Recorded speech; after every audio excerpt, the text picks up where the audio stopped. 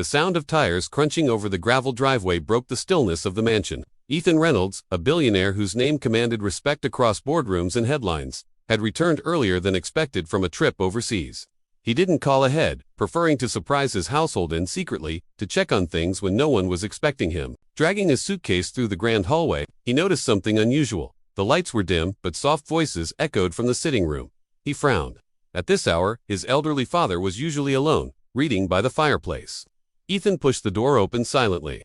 What he saw froze him in place. There, in the glow of the lamp, his father sat on the couch. Not with the book, but with the family maid, Maria. She was kneeling by his side, carefully wrapping a warm cloth around his trembling hands. Her voice was gentle, filled with patience. "You mustn't skip your medicine, sir," Maria said softly. "Your health matters more than pride." Ethan's chest tightened. His father, the man who had raised him with stern authority, who had never shown weakness, looked fragile. His silver hair seemed thinner, his posture bent.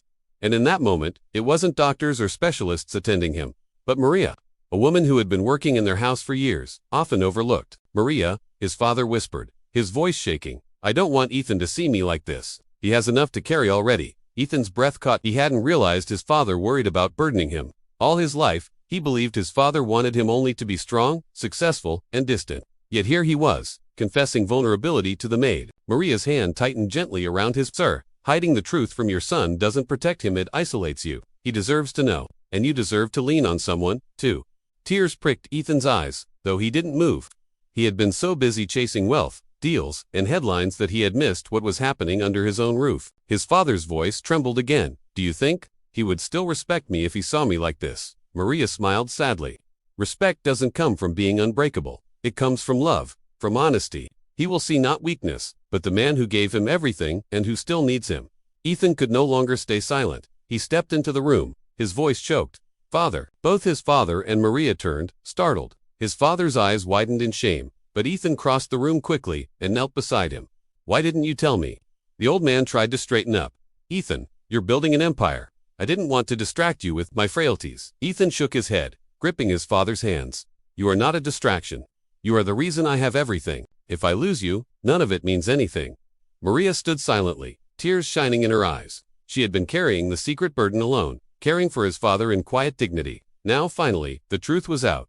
Ethan looked at her with gratitude. "Maria, thank you. You've done for my father what I should have been doing. You've given him care and comfort when I wasn't here." Maria lowered her gaze humbly.